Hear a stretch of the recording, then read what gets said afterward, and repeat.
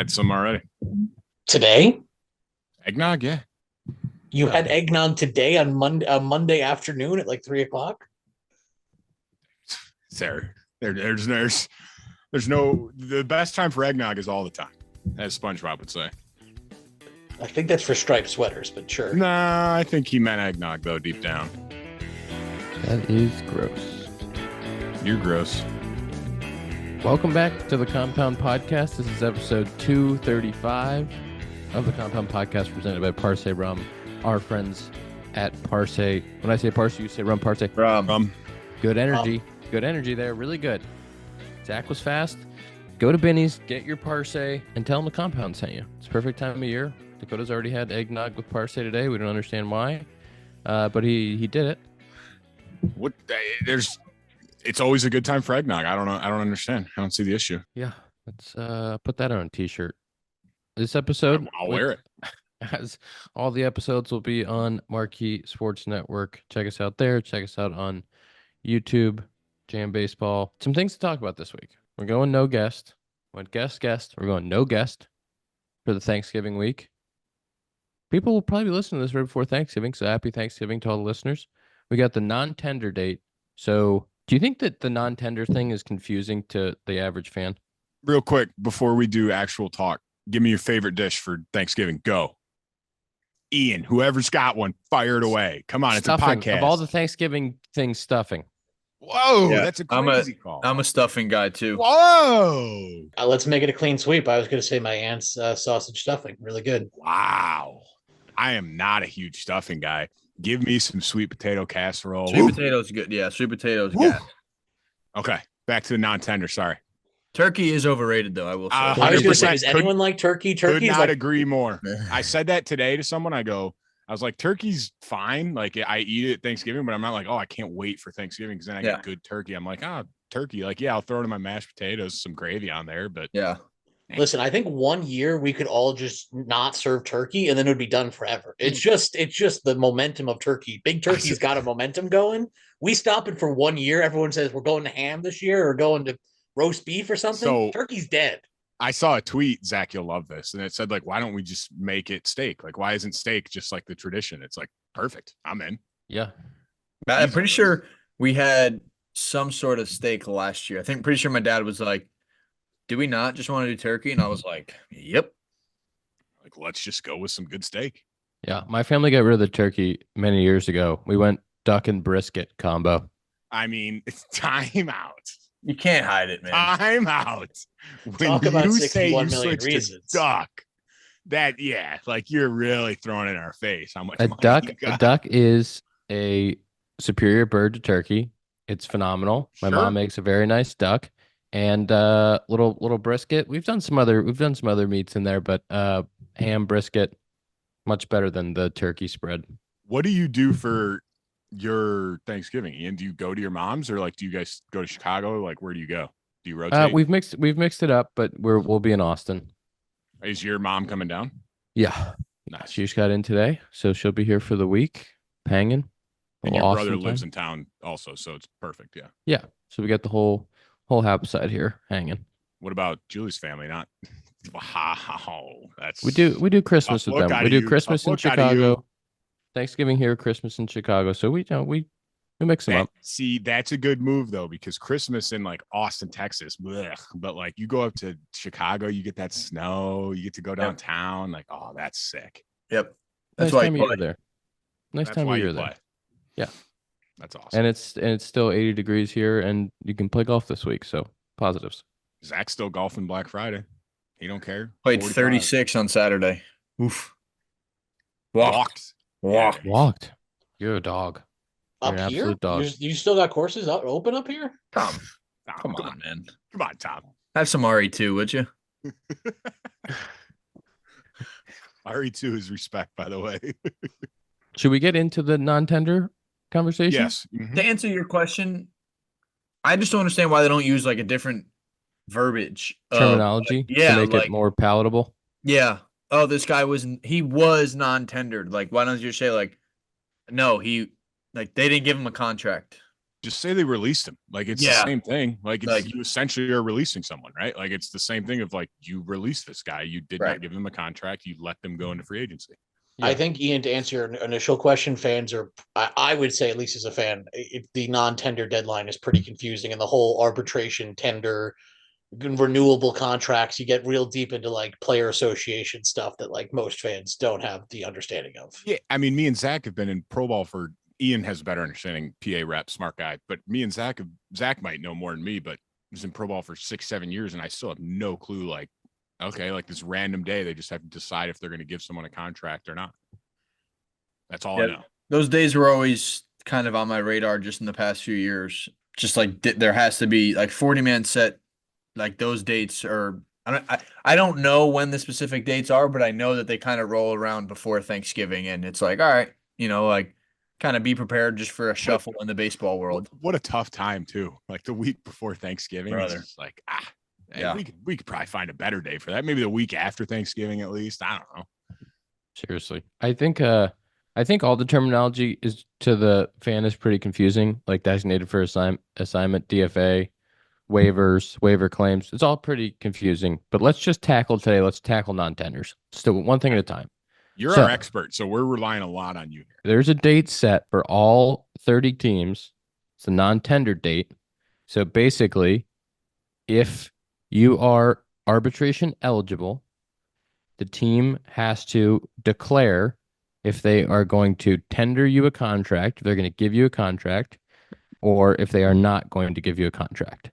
So if the team doesn't want to go through the arbitration process and doesn't want to pay you what your arbitration number might be, then the team will non-tender you. They will not offer you a contract, and then you are available to negotiate with all 30 teams. Chop loves the non-tender date. For those at home just listening, Zach's dog was just attacking him while that was going on. What are you doing? Zach was looking to non-tender Chop during the middle of that conversation. Goodness. So all the teams, made their decisions. The Cubs had like a handful of guys who had been with the organization, had made impacts. So Nick Madrigal, Mike Talkman, Adbert, Patrick Davis. Wisdom. Say who? Brennan Davis. Yeah. And there's a long list of guys that the Cubs non-tendered and guys that had been, Adbert had been with the organization since 2014? Forever. Yeah. Maybe even longer. And guys that have made contributions. Patrick Wisdom, 3 straight 20 plus or 25 plus homer seasons, 4 big league seasons with the Cubs. Obviously Talkman's contributions the last couple of years and being a local guy, Madrigal coming over in the Kimbrel trade and, being a part and having some successful times. And I know dealing with some injuries and stuff, but just dudes who had been in the clubhouse and been there every day. So it's a challenging time. It's obviously as a teammate and a player, for all those guys, like you hope that they find a landing spot where they can really get some runway. And they can re-sign, right? Like it'd be like a minor league deal, but they can like technically, or like not even a big league deal for less. Yeah, they can renegotiate a deal for less. I'm trying to think of in my time how often I've seen a guy get non-tendered and then actually come back. True. Unlikely. Yeah, I think once that happens, I don't know. I would assume that there's a little bit of a sour taste, or unless it was like discussed beforehand of like, hey, we're gonna non-tender you, but we want to bring you back. We just don't know. Like Adbert's an example. Like he's gonna be rehabbing. He had surgery, so I could see maybe in a rehab case where they're like, hey, we're gonna non-tender you, but we would like to keep you and we'll rehab you and figure something out, like a 2-year or something. I don't know, but yeah, I don't know. Probably some of those guys looking to find a place where they can have a chance to have some runway and play. Well, and that's one where I'd hope where even if, like you said, they talk beforehand, they're like, hey, like we plan to like still offer you a new deal. Like you should still go and see what other teams have to offer you. Like if that is the case with any of those guys, like they at least have the freedom to go around and be like, what does this team think of me? What do they want to offer me? Like, do they think I can pitch in the big leagues or play in the big leagues next year? So not always like a super bad thing of like, maybe, hey, you go into a better situation, you get more playing time somewhere else. Yeah. No, I think especially for like a guy like Wisdom, like we'll see what happens, but like dude's got legitimate pop and can play third base, can play first base, can play corner outfield. Is a heck of an athlete. He's a sneaky good base runner, like really good base runner. Knows the game well. If he gets some runway, be interesting to see what he could do somewhere. For all those guys, Talkman too. Like, I don't know. It's definitely the tough thing as a teammate because you're like you love spending time with these guys in the clubhouse, and then they're gone, and then you're like, I don't know. It's one of the first times in my career I think we've had a number of guys like that who it wasn't just like a 1 year with the team and they got non-tendered. Like they've been here for a long time, and so all those guys were, yeah. Can I ask you, Ian? So when you see stuff like that, and we can cut this if you don't want to talk about it, but like, do you text the guys? Like, are you the type of guy that like wants to reach out, or are you like, I want to give them space? Like, how do you handle that as a teammate? As you mentioned, like you played with Wisdom for a long time. Madrigal's been around the team for 3 or 4 years. Even a guy like Talkman, 2-year contributor, play a lot of games. Like those are relationships that I'm sure matter to you. And to have them just end, kind of suddenly and out of nowhere has to be, I know that happens during the season too, but this is obviously a little bit different. Yeah, I mean, it's definitely one of those things where guys, you're not around the guys. Like if somebody gets let go or something during the season, you obviously find them, say your goodbyes or whatever. But yeah, I tried to reach out to all those guys and just as teammates, as friends, and just wish them well. And if they ever need anything, Wisdom screams to me going to play in Sacramento and hitting 30+ homers next year. It screams it to me. If he goes to the A's and hits 30 homers, 90 ribbies, 100 ribbies, like just seems like that kind of guy. And like I played with Wisdom. I think Zach, you played with Wisdom a little bit. No, just against him. But Ian, you said it too. Like Wisdom, great dude. Like all those guys are good dudes, but like Wisdom, unbelievable guy too. So definitely wishing the best for him. Yeah, I've always thought like him in Colorado in that ballpark, like how many pumps could he hit in that park? That too. It's like he hits the ball so hard. He's so he strong. does hit the ball so hard. Oh, someone's going to give him a chance, as you said. Someone's going to go look at those numbers and be like, "We gotta." I was thinking the Angels. There's a lot of. It feels like an AOS guy. If he ended up in the AOS, that would make sense. I feel like. Yeah. He hit a ball at Wrigley this year. No joke. 112 and a half at like 35. Dead left field that did not go out. I remember that. It was against the Cardinals, wasn't it? I think so. The wind brought it, and it was like to tie. It would have been like to tire, but as ahead in like the 8th. And it brought it back. So just like that, like no, because I remember it was all over the place. I'm pretty sure the pitcher was asking for a new ball, and then the ump was just like, "You got it." Yeah. That's true. So rude. Can I say also very quickly, just as the #1 Mike Talkman fan of the entire world, I do want to give him credit. Hit one set, it got traded in 20. It was in a very weird spot in 21, but the Yankees kept him basically because he had no options. Gets traded, doesn't really work out the way in San Francisco he wants. I think his last appearance with San Francisco was as a pitcher. If I remember this correctly, he came in and threw an inning, and that was the last time he ever played for the Giants. Hit 178, didn't work out. Signs in Korea. Kind of looks like his career's over. And then, signed a minor league deal with the Cubs and was able to play, 200 and something games over the Cubs over the last 2 years. So put over 3 WAR, above 100 OPS, 105, 106 OPS, both seasons. Was a solid contributor for this team after it looked like his career was over at age 32, age 33. Grew up a Cubs fan, super cool story. And obviously disappointing that this is how it ends for him as a Cub. But as you said, who knows what the next stop will be. But I do want to give him his flowers for a second as the #1 fan of him in the world, because it did look like for a while there his career was over. And the fact that he's able to have this comeback is pretty cool. Good player, knows ball. Had a couple big moments too. The catch in St. Louis, the walk-off homer this year. Had a couple memorable moments. Getting some holiday shopping done this weekend? Pick up some touchdowns. They're on sale at the DraftKings Sportsbook. DraftKings has a doorbuster profit boost and bet one, get one promotions on all types of touchdown bets. And get even closer to the action each Sunday with our partners at the DraftKings Sportsbook. Grab some TDs with DraftKings. They're on sale from Thanksgiving through Cyber Monday. Download the DraftKings Sportsbook app and use code COMPOUND to opt in. That's promo code COMPOUND only at the DraftKings Sportsbook. The crown is yours.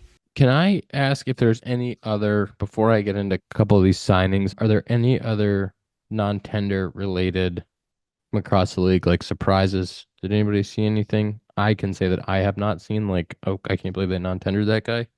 because I'm more dialed into what we did. But no, like you said, none really like shocked me.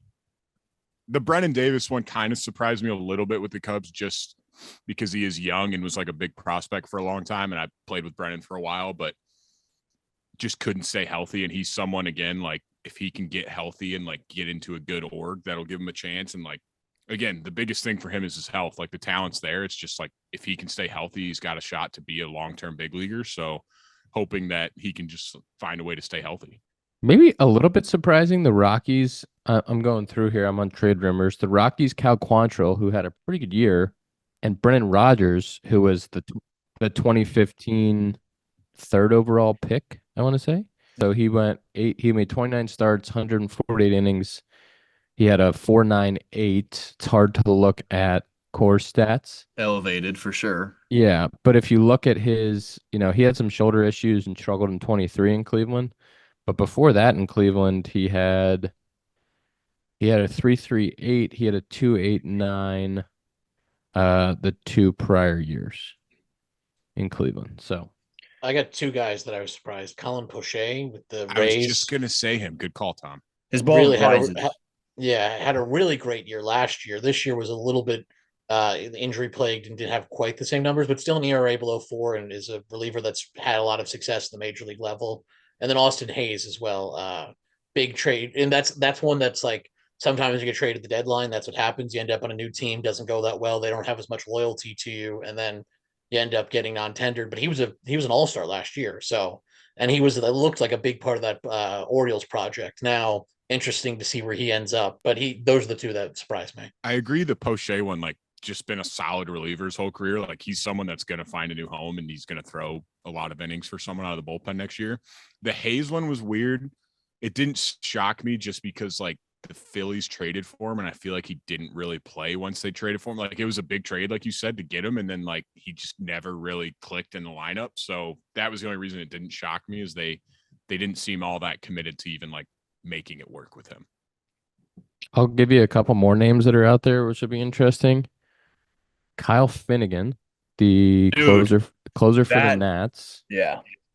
He had a 3.68 in 65 games and was an all-star and is getting non-tendered.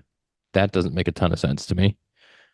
He's had a mid-3 ERA for the last 4 years. He's 30. He's going to be 33. So he's age 33 season. He'll get a chance to pitch somebody's bullpen. And then Jordan Romano of the Blue Jays, who was an all-star in 22 and 23. I think he only threw in 15 games. I think he's hurt, but he's very good. He's really good. He's had some unbelievable years in Toronto. That's an interesting one. Once some of these guys get to like a $5 to $10 million salary on the pitching side, they just like dump them and think that they can replace them with somebody else. Just like I don't know. The Cubs did some of that's the arbitration. I mean, some of that's the arbitration stuff. Like Poche was scheduled to make $3.5 million. Maybe that's too rich for the Rays. Finnegan, another guy, probably scheduled to make around $8 million. Same with Romano. But like it is frustrating.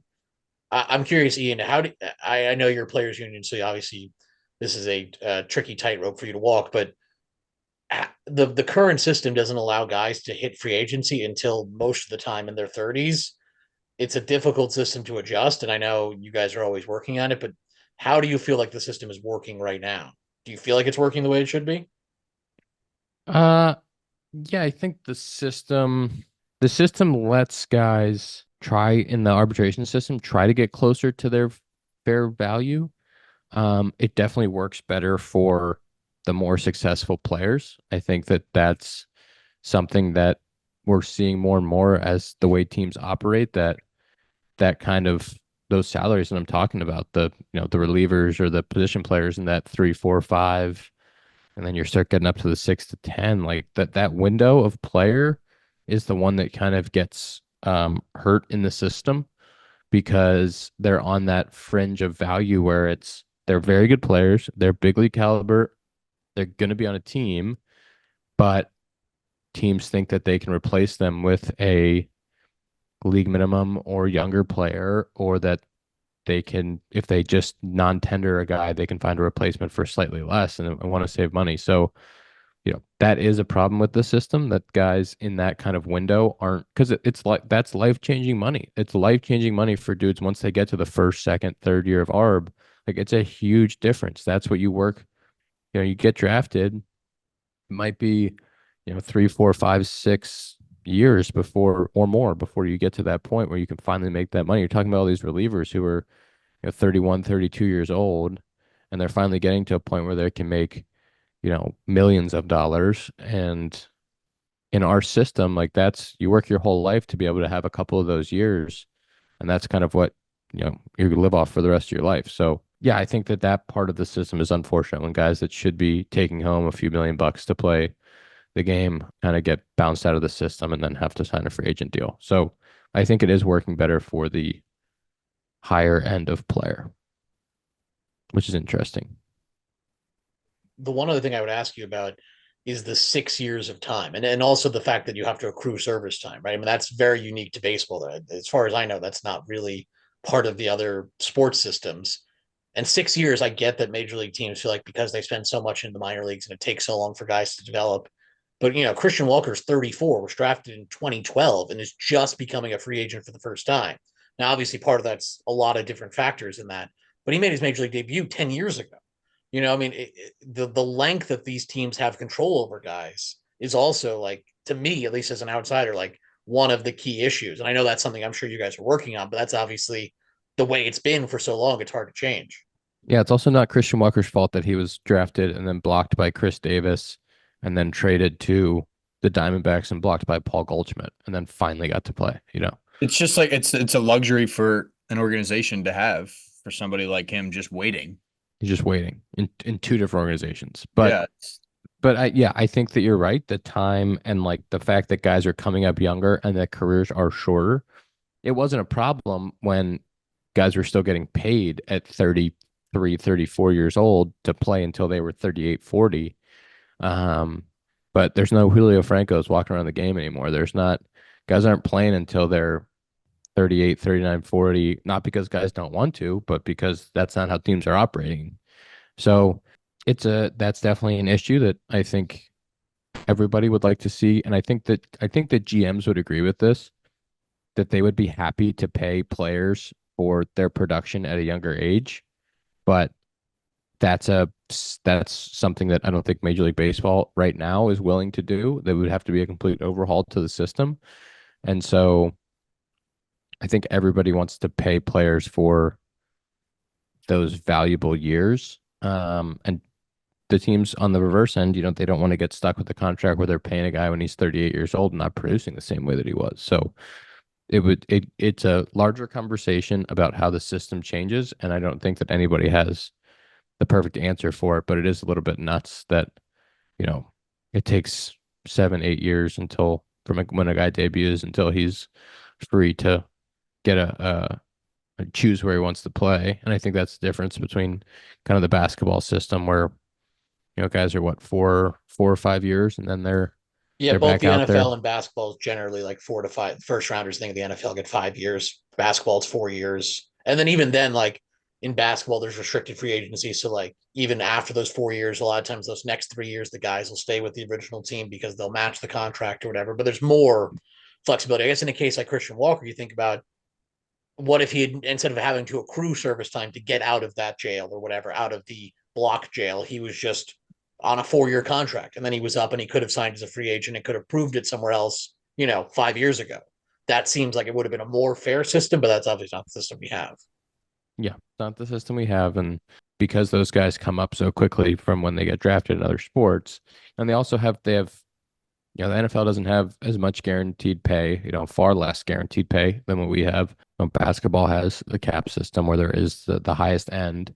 And then they have contract limits. So in basketball, you can only, I think the longest contract is 5 years. Is that right? Am I right on that? Yes. We don't have that. So we do have some advantages to our system, but I think that is the conversation, is what kind of system works best for all players. That is Contract Corner presented by Bruce Bolt. Bruce Bolt. Go to brucebolt.us. Use code HAP. Use code HAP at brucebolt.us for free shipping. And if you need to get some batting gloves for your off-season workouts, so maybe the holidays are coming up and you want to get a gift for somebody in your life, a nice Bruce Bolt pair of Happ Series batting gloves, use code HAP at checkout, brucebolt.us. There was a trade. I think this was the first larger trade of the offseason. I could be wrong on that, but Singer from right-handed pitcher from the Royals traded to the Cincinnati Reds for Jonathan India. Interesting move. I think probably benefits both teams. Singer had a great year, which I was a little bit surprised the Royals dealt him because he had a great year. He's young, still got some control, but definitely bolsters the Red staff. Him and Hunter Green kind of at the top with some young guys who have gone through a little up and down, little injury stuff, but they got a good staff of young pitchers.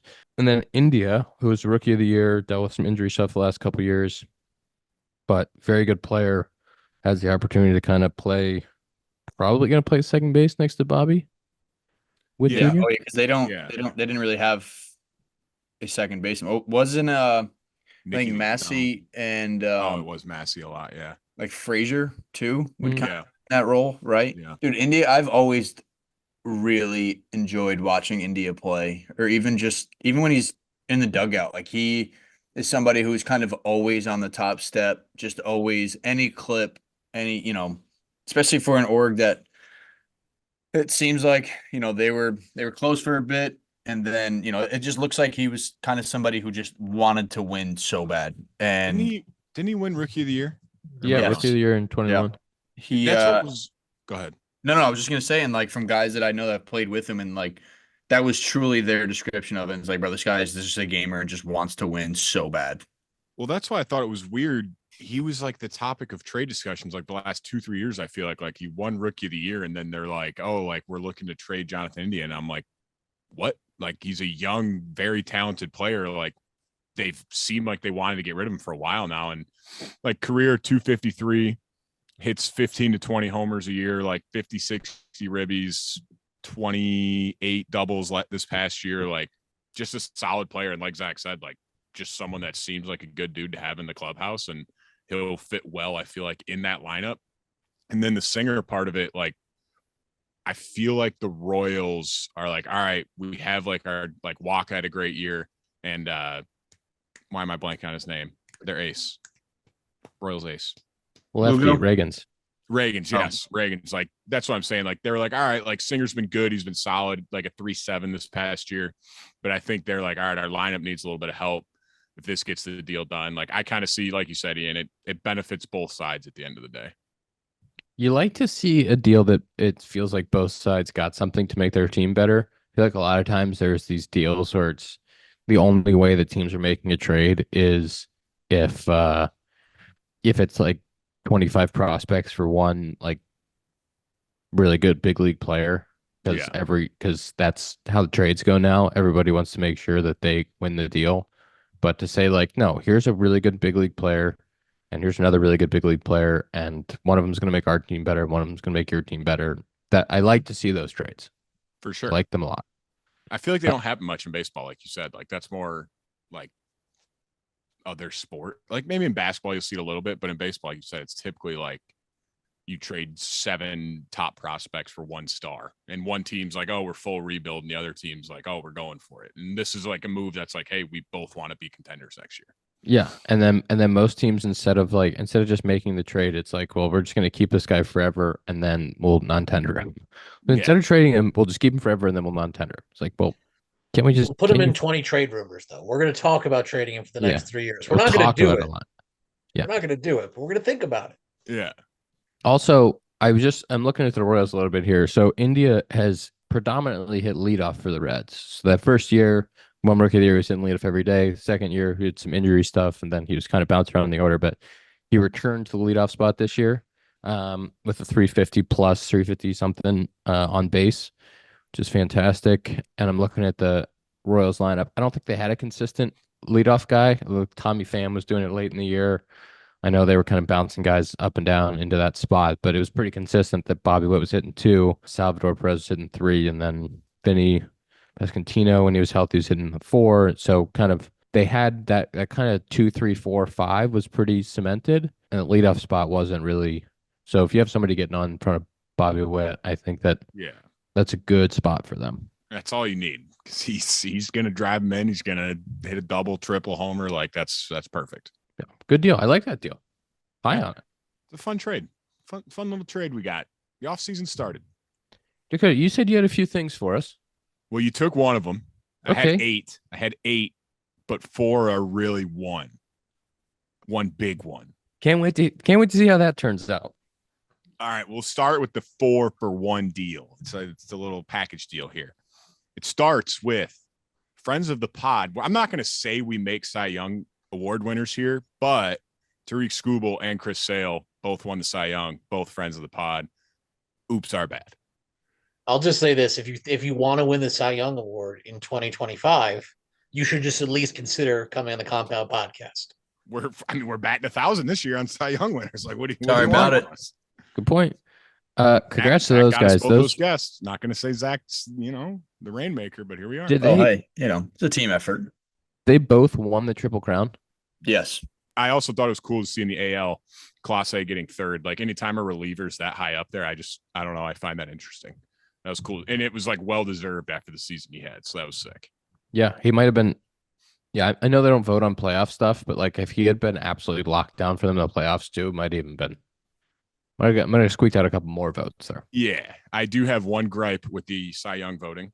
In the NL, Chris Sale was 26 first place, 4 second place. Zack Wheeler was 4 first place, 25 second place, 0 third. The one voter that didn't even put Wheeler in his top 3, I want them done. I want them taken off. You can't vote anymore. Because whenever I see that, I'm like, you're wrong. The other 29 had him in top 2 every time, and you didn't even have him in top 3. I thought that was crazy. And I love seeing the votes because I find that interesting. And I saw that and I was like, you're done. You're fired. You can't. You want an open ballot policy? You want to see whoever 100%. had that ballot? We need to see it. 100%. It's the same as like the Hall of Fame stuff. I want to see who everyone votes for. See who I need to get fired. Open ballots. I do think it's crazy that Sale didn't have every first place vote. I mean, how do you not have every first place vote? It was close to unanimous enough to where I didn't have a huge gripe with that, but I do agree. Like anyone that put Wheeler ahead, I'm like, you realize this guy Triple Crown, right? Like what? There's no other argument to be had. Like he led in every big category for starting pitchers, like every category. And I mean, listen, Wheeler had an unbelievable year. That dude, unreal. 200 innings, 257. I mean, 224 punch. It's pretty amazing. I mean, everything is pretty amazing. But yeah, Chris Sale was just a little bit better. Just a So little bit. Friend of the pod. Wheeler might have won if he came on the pod. That's all we're saying. My second part of the 4-for-1, Shohei and Judge unanimous MVPs. Everyone knew it was. That was one where if either one wasn't unanimous, I would have said delete all awards. Like all voters are fired, because that was like the easiest layup of they should both be unanimous. Bobby Witt was unanimous second place. Another easy choice of if Aaron Judge didn't exist, Bobby Witt was a unanimous MVP. And Soto was Soto third then? Yes. But yeah, that was cool to see. Like well deserved. Obviously, everyone knew that was happening, but to see them both unanimous was a testament to how good their years were. Yeah, they deserved it.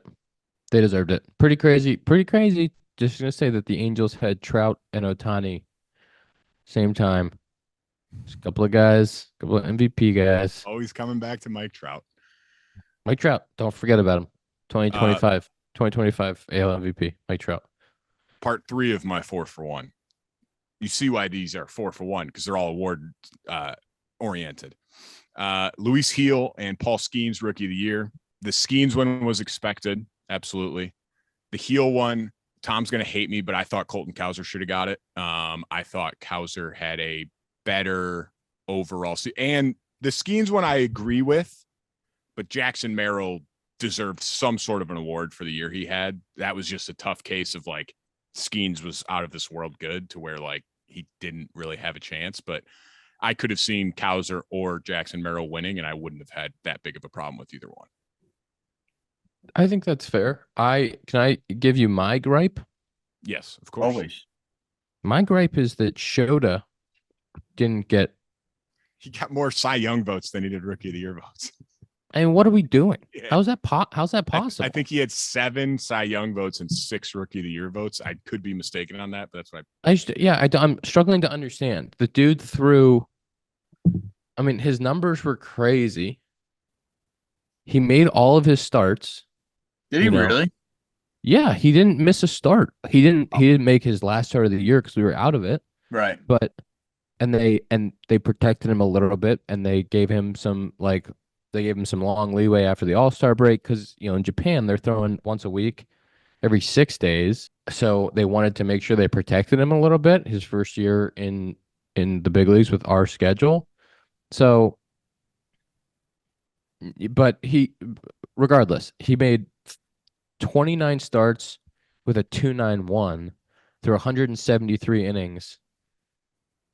It's like he was unbelievable. And the guy finishes 4th in the Rookie of the Year.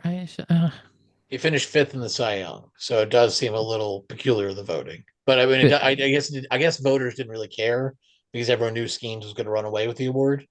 I think there's also probably an international bias there that some people feel that because he'd had a long pro career overseas that he's actually not a rookie. There's that's a whole other discussion. But I do think that affects some people's votings. I can see how that would affect some people's votings. But I just thought with that year it was a little bit underappreciated. It's my Cubs bias gripe on the vote. I have to mention it. I have to. Paul Skeens just looked like he couldn't care less about winning the Rookie of the Year. I thought that was hilarious. Like he won and it was just like, yep, I thought I would. Cool. And just kind of moved on. I was like, all right, good to see. Not too much excitement there. Like, all righty, cool. He wants Cy Youngs or nothing. Cy Young or bust for him. It's crazy. He finished 3rd in the Cy Young. That's crazy. I saw people saying like he had a fighting chance at the Cy Young. I was like, if he wins Cy Young over Skubal, like jail, everyone jail. Well, that would be a different league. It was Chris Sale, but yes. That is correct. NL Versailles. Good job, Dakota. Yeah, I mean kid. His numbers are bananas, but like you gotta make all your starts to win the Cy Young. Yeah. And that's not even his own fault that he didn't start the year with them, no, but like not his fault. He also didn't win the Triple Crown, and Chris Sale did. So it's like, okay, he's gonna have a real shot at it next year. He's got a real shot for the next 15 years. Yeah.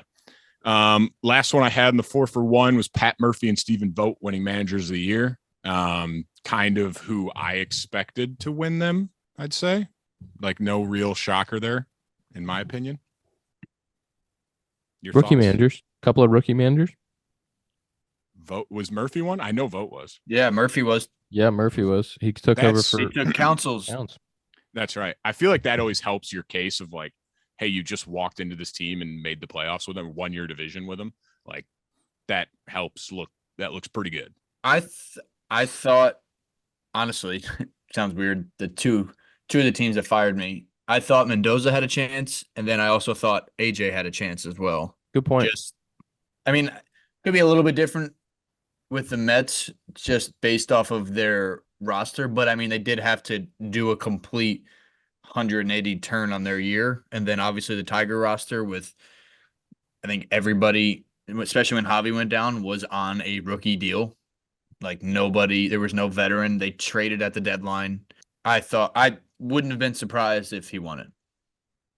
Yeah, it does seem like there's a little bit of like a rookie manager bias or there's like a bias. Like, I think it's really hard for like the manager of the Dodgers or the Yankees to like win the Manager of the Year.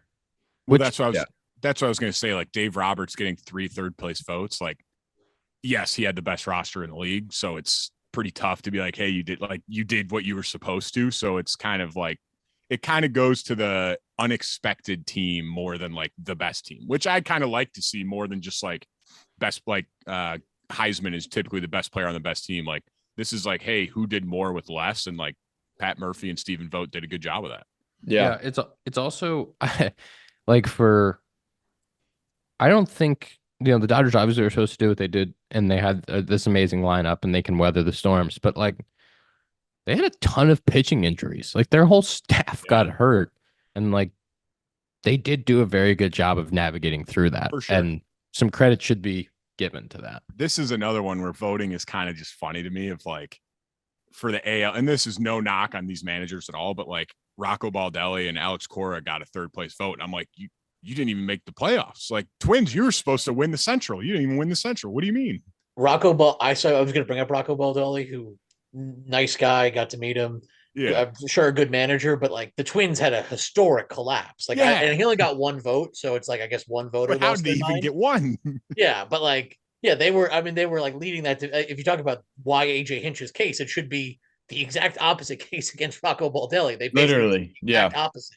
Yeah, and it's weird that neither like Baldelli gets a vote, which doesn't make any sense, and Hinch doesn't really was never really in that race.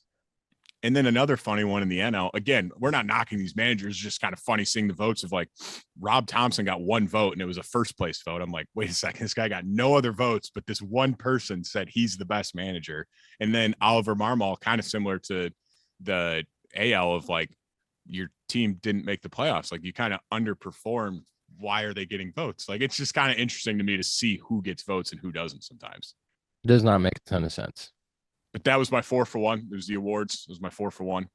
That's why I said it was kind of one big thing, but it was 4 different things because it was different awards. But that's your award talk. Award corner. The last thing that I wanted to ask Ian about, because I saw John Boy post about this, Manfred wants to centralize MLB TV to do away with blackouts. Do you know more? Can you explain it more for the listeners? I didn't fully understand it. Apparently, it's like one big way to stream versus local and national broadcasts. I'll explain it as I understand it.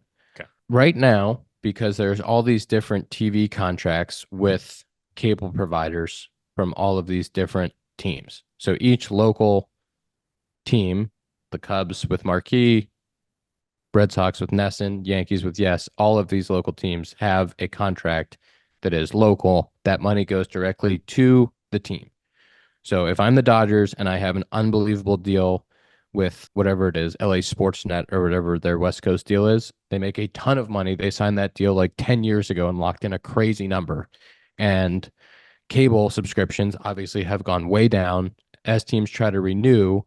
They're not making any money. A bunch of these teams, their providers have gone bankrupt. And so Major League Baseball has started to buy up the rights and stream the games themselves. So the way to avoid blackouts is to get rid of the cable companies and centralize it the way that the NFL does or the NBA. So they own the league owns all of the rights for all of the teams.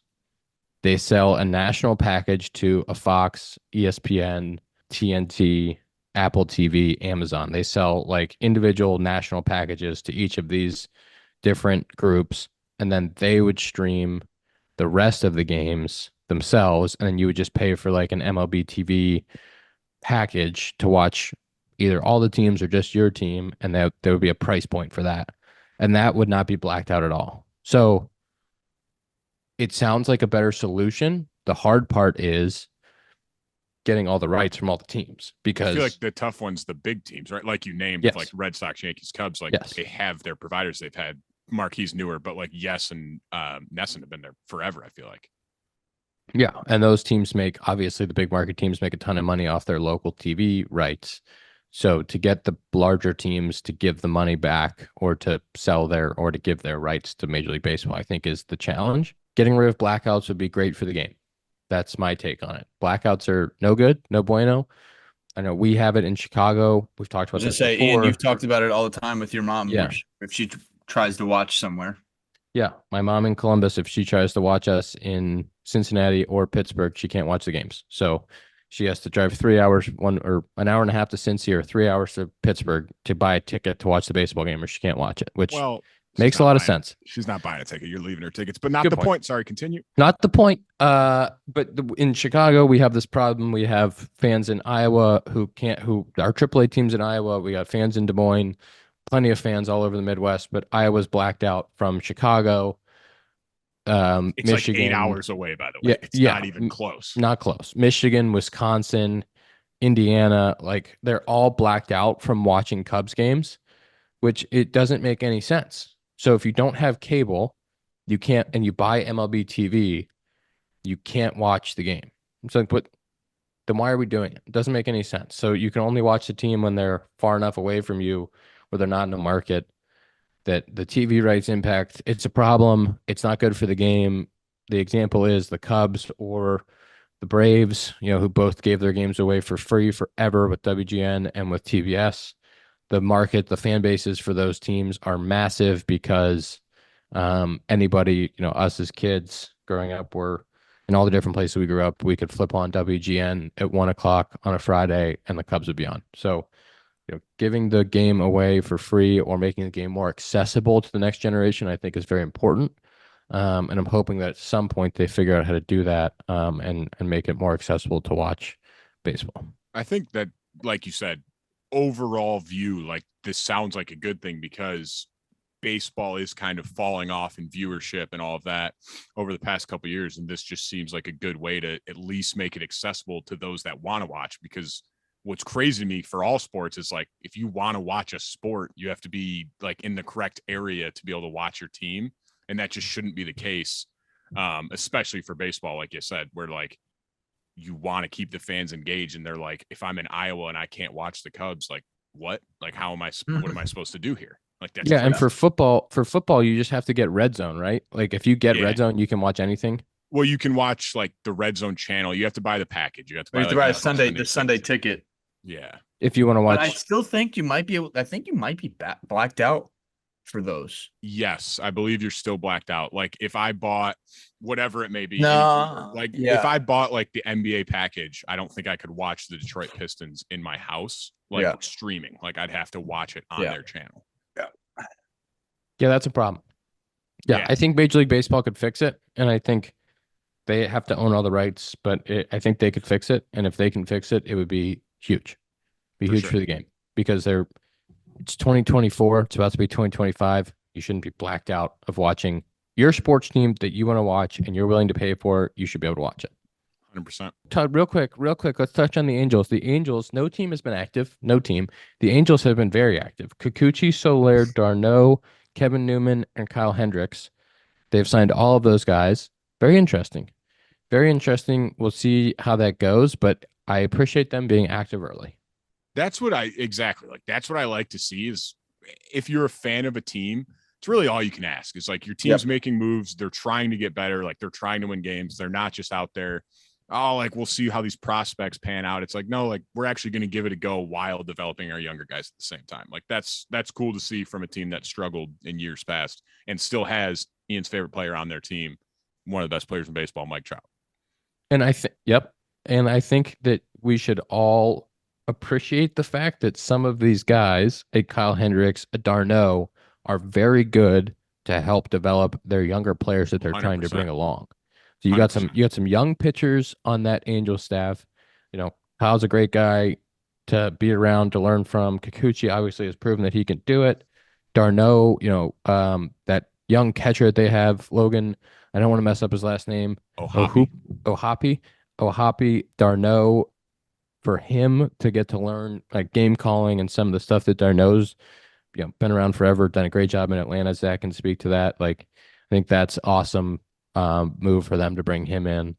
And me and Zack have talked about, like, we're beating a dead horse with how much we've talked about, like, how important that is to have the older veteran guys there to help out those younger guys. Like we've talked about it in spring training and AAA, like having those guys showing you the ropes, like that changes your career versus like just trying to figure it out on your own. Mm-hmm. I think that's a Ron Washington influence over there, being, saying, hey, this is how I want things to run. I could see that. And I think that's great for the Angels. I like what they're doing. I'm sure Ohapi's going to benefit a lot from d'Arnaud being there. 100%. Yeah. I think it'll be catching, especially. I feel like catching's a huge one. We spend so much time around together. There's so many intricacies of catching, of like how to call a game, like all that stuff is so important. And you get the right guy behind him to really like bring him along. It's a 2-year deal for d'Arnaud. He's not feeling any pressure. He's going to be there. Like, well, you think of even like Bethancourt this year, and like there was like 3. Gomes was huge for like Miggy and Maya. Like just having those guys around to like bounce ideas off of to kind of lead the way for him. Like I'm sure that was huge. Yeah, I mean, I saw it with Tucker too. Tucker Barnhart being there, a couple Gold Gloves, and being able to help with that stuff. Like, huge. All right, let's get screen time. Sloan screen time. Sloan, is the world's leading manufacturer of commercial plumbing systems. We're at the forefront of the green building movement and provide smart, sustainable, and hygienic restroom solutions by manufacturing water-efficient products, including flush-o-meters, faucets, sink systems, soap dispensers, and fixtures for commercial, industrial, and institutional markets worldwide. To learn more, visit sloan.com. I have a high one today. 340 for me. 339, technically. 339. 6:17. See, mine's 6:02, 6 hours, 2 minutes, but I swear it's wrong. Like, it says I was watching ESPN for 2 hours and 20 minutes. It's just not true. I mean, it's what it says, but no way. Definitely wrong. Definitely wrong. Tom? There's no way. 5:43. Wow. Winner. The worst part, Ian, and it's gross, we say it every week, is you're in the high one, and it's the lowest by 2 hours. Yeah. Like, just say it. Just Felt high. relax. Felt high. Felt like I was on my phone the whole day. Yeah, we get it. You're off your phone. You're cool. We get it. You're golfing. Videos, Yeah, you're must be golfing, nice. It's warm there. Monday, it's course is cold closed. Course is closed today. Don't. Can't play with the caddy there? Back out there tomorrow. Hey, that's episode 235 of the Compound Podcast presented by Parse Rum. Everybody have a great Thanksgiving, and we will see you next week.